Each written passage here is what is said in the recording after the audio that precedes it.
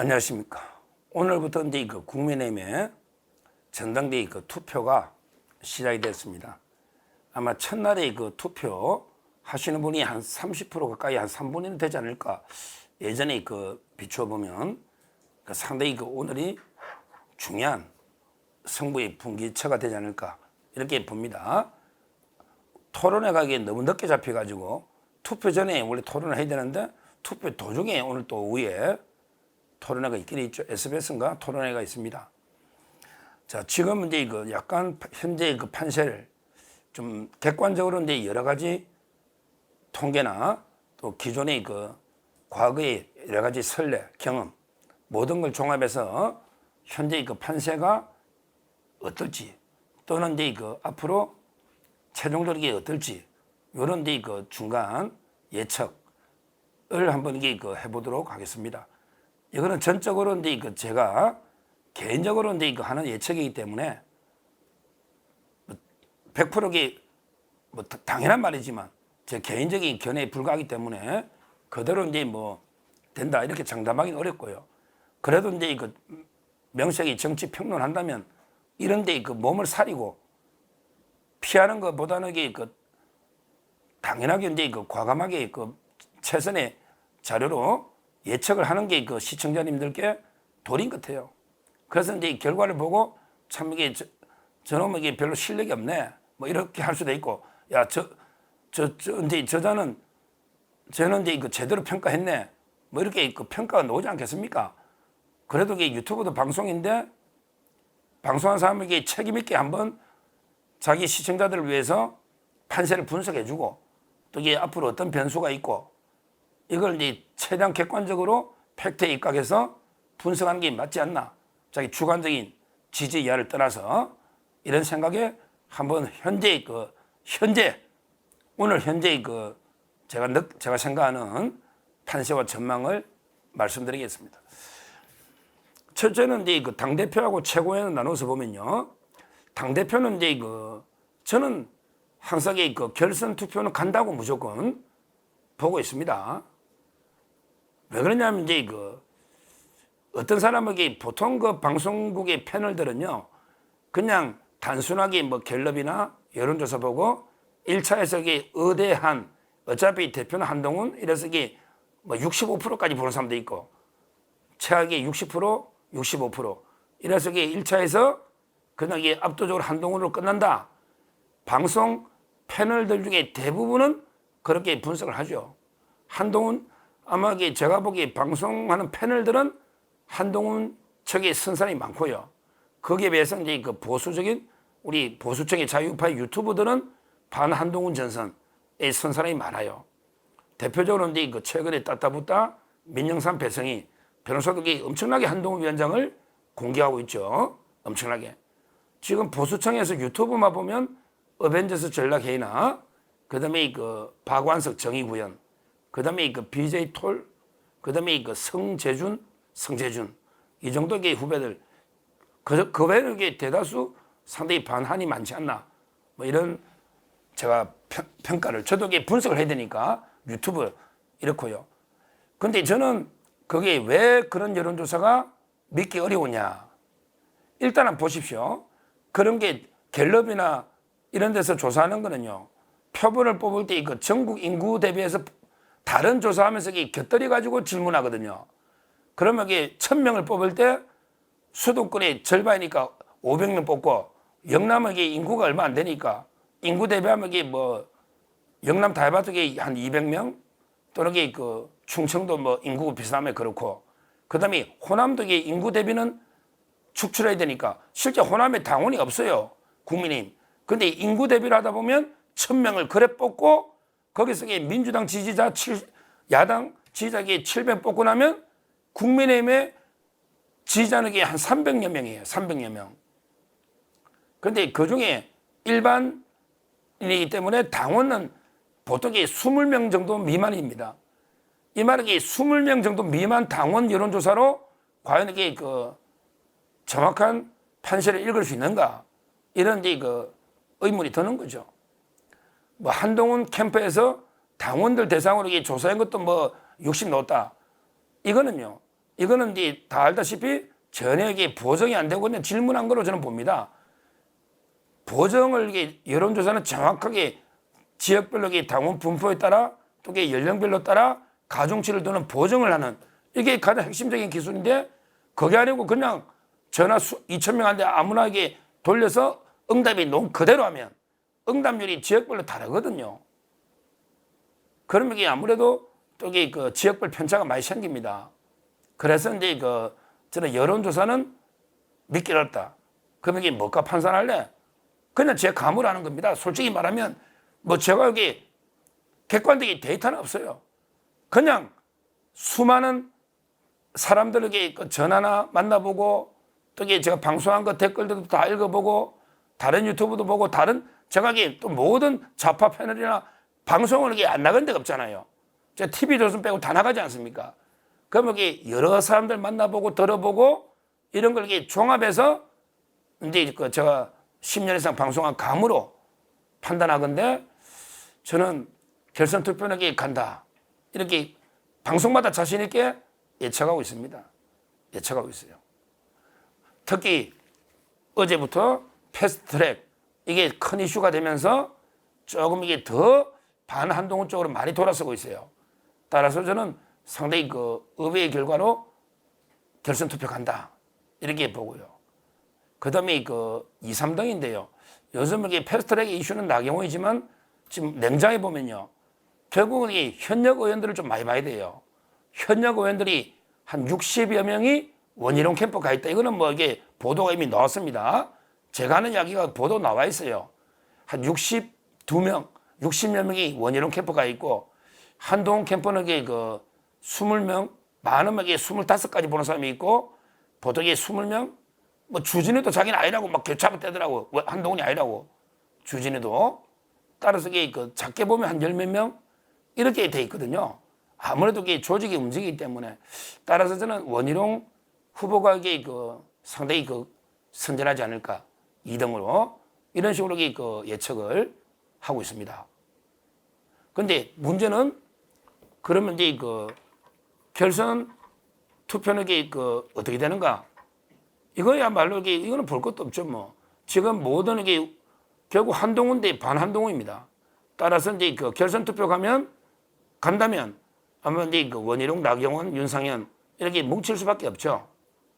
그리고 2등 후보로 단일화되는 게 맞죠. 순리 그게 맞아요. 2등 후보로. 나경원가 2등하면 나경원 쪽으로. 원희룡이 이제 지금 2등하면 원희룡 쪽으로 결집되는 게 순리다. 이미 나경원 원래는 이런 말이 있었어요. 나경원이가 이제 2등하면 원희룡 표는 나경원 다 간다. 근데 원희룡이가 2등 해버리면 나경원 표는 일부는 한동훈한테 갈 수도 있고 이탈할 수 있다. 이런 분석이 있었는데 근데 지금 어제부터 패스트트랙 이슈 되면서 이제는 나경원을 지지하는 분들도 전부 반한동훈이에요. 따라서는 결국은 원희룡이든 나경원 누가 되든 아마 반한동훈 표로 결집하지 않나 이렇게 예측하고요. 그렇다면 이제 만약에 한동훈 후보가 1차에서 뭐 아슬아슬하게 45 넘어가지고 아슬아슬하게 47, 48 이래가지고 과반이 안 돼가 결선 가면 그러면 약간의 이탈만 있어도 한동훈 쪽으로 갈 여지가 있지만 이탈표가 많지는 않을 것 같아요. 왜냐하면 원희룡 지지자들은 워낙에 한동훈을 반대하고요. 나경원 지지자들도 어제부터 완전히 반한동훈 쪽으로 돌아섰거든요. 물론 윤상현 지지하는 분도 뭐 득표율이 높진 않지만 그것도 반한동훈을 봐야 돼요. 따라서 1차에서 이제 한동훈 후보가 이제 45 정도를 못 넘어서 결선 투표를 간다. 이러면 저는 오히려 반한동훈 진영, 뭐 원희룡이나 이쪽이 상당히 유력하지 않을까 이렇게 예측을 해봅니다. 그러면 이 대표 분석에 저는 가장 중요한 거는 이제 남아있는 이슈는 뭐냐? 투표율로 봐요. 이거는 중요합니다. 투표율로 봐요.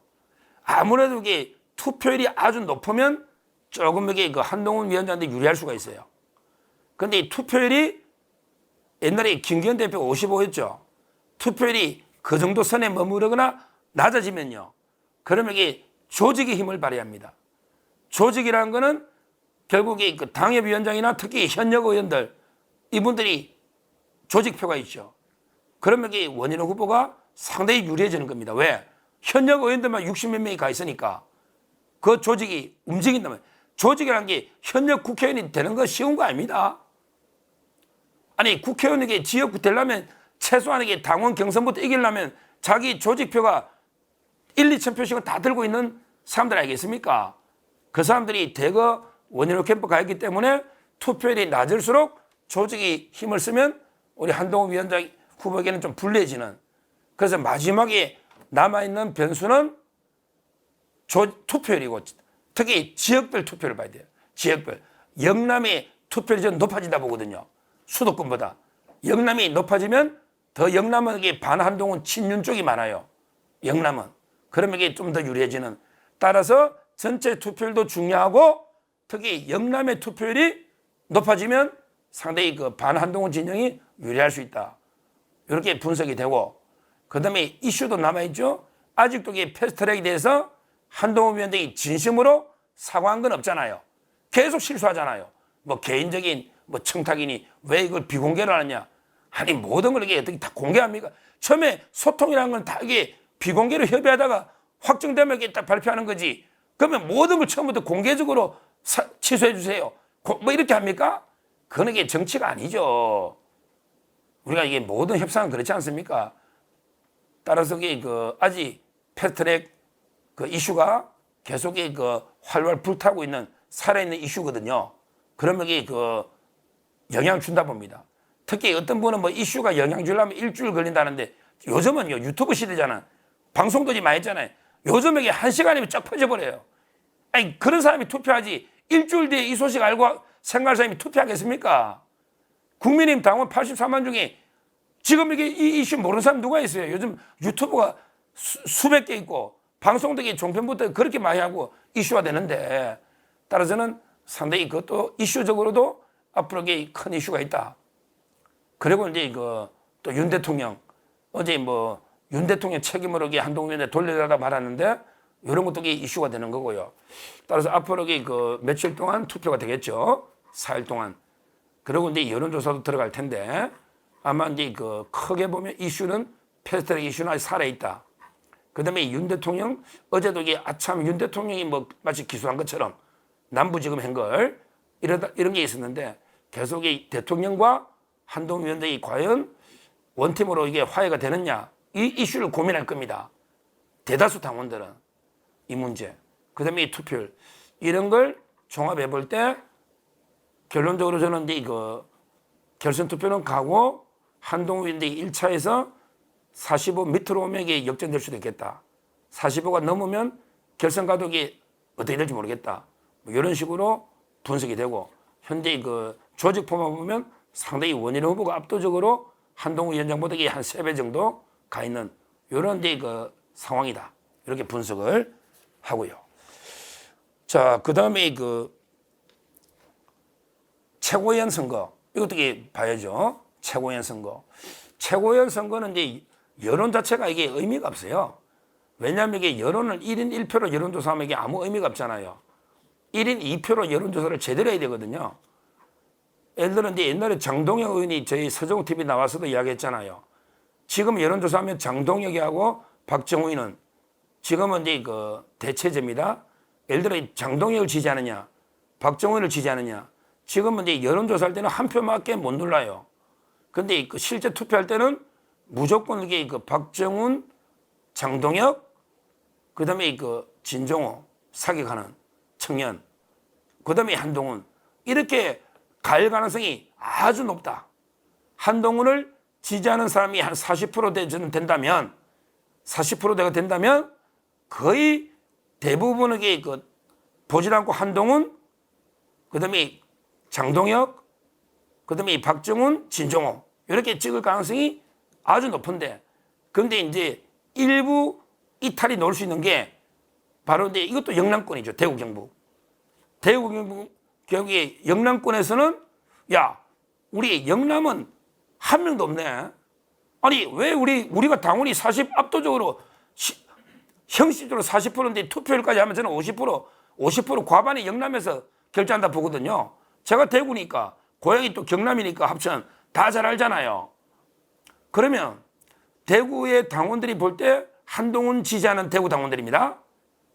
이분들이 볼 때 그냥 장동혁이 한 표는 주는데 내 한 표는 김재원이 그래도 우리 대구 경북에 한 명은 있어야 안 되나? 이럴 수 있거든요. 일부 대구 경북의 한동훈 지지층에서 약간 한 표 정도는 김재원 쪽으로 갈 여지가 있다. 저는 이렇게 분석하고요. 그 다음에 반한동훈 진영은 아마 인요하는 다 거의 찍어줄 것 같아요. 원희룡이든 나경원이든 누구든 반한동훈 진영은 인요하는 워낙에 인지도도 있고 거의 당대표급이죠. 인요한 한 표를 찍어주면 제가 보는 시각은 인요한하고 장동희가 지금 조금 유력하고 나머지 한 자리를 가지고 김재원하고 김재원에게 여론조사는 높아요. 인지도 있으니. 다만 이제 조직이 좀 약한 거죠. 러닝메이트가 나경원 외에 러닝메이트가 없다 보니까. 근데 이제 유일한 대구 경북 주자고요. 그러니까 결론적으로 그 김재원과 박정훈 중에 한 명이 되지 않을까. 이렇게 분석하는 거예요. 청년은 아무래도 다 몰아주면 이제 진종호는 한동훈 미는 사람에게 진종호고, 그 다음에 반한동훈 진영은 거의 진종호는 아닐 테니까 그 세 명 중에 인지도나 좀 높은 걸 본다면 김정식, 제가 어제 대담했잖아요. 김정식 후보나 이쪽이 싸움이 되지 않을까. 왜? 어차피 한동훈 척이 50이 안 된다면 나머지 표가 다 모이면 또 이게 싸움이 되잖아요. 그래서 청년은 이제 진종호, 김정식. 왜? 지금 현재 보수층이 김정식 쪽으로 많이 모이고 있더라고요. 이렇게 싸움이 예상되고 최고위원은 김재원과 박정훈. 왜? 김민전은 이미 돼 있기 때문에. 김민전은 이미 돼 있잖아요. 여성이 한 명이 들어가야 되니까. 이런 이제 현재 구도가 아닌가. 전적으로 제 개인적인 여러 이제 종합한 이런 이제 판단이죠. 판단이죠. 그런데 이제 막상 다음 주 되면 까겠죠. 까가지고 한동훈이 압도적으로 1등 해버리면 1차에 어떡할래? 어떻게 제가 책임을 어떻게 집니까?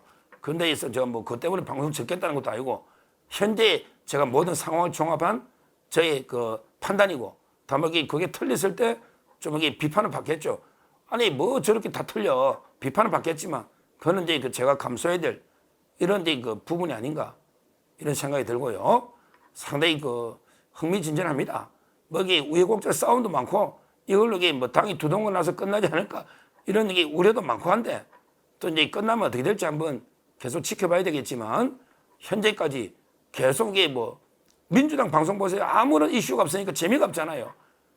김지순지 듣도 보도 못한 사람 토론하고 김두관이도 우리 자랑스러운 김태호 후보한테도 졌잖아. 김태호 이번에 안 놓지만 김태호한테도 안 됐잖아요. 따라서 민주당은 아무런 관심이 없다. 정치는요. 자기 부고 기사 빼고는 일단 욕을 하고 싸워도 치고받던 기사가 나야 돼요. 방송이 돼야 된다니까. 그게 흥행이거든요. 또 우리가 이제 끝나고 나면 이제 그때 가서는 어떻게 다시 하나가 될지 또 고민해봐야 되겠지만 지금 현재까지는 치고받고 우려가 되고 걱정도 되고 분열도 우려되지만 그래도 흥행은 된 거는 사실이고요. 앞으로 상당히 투표 결과를 주목이 된다. 저도 이렇게 상당히 판세가 어려운 게 처음 봅니다. 옛날에 시시하게 그냥 옛날에는 거의 끝나버렸죠. 김기현 대표나 그때는요. 한번 결론적으로 하나만한 이야기지만 뚜껑은 열어봐야 한다. 하나만한 이야기지만 현재 있고 제가 아까 분석한 저는 그렇게 결론을 내리고요. 앞으로도 계속 저도 좀 더 계속 면밀하게 한번 판세 흐름을 계속 분석해 보면서 전당대회 발표 때까지 계속 방송을 하도록 하겠습니다. 감사합니다.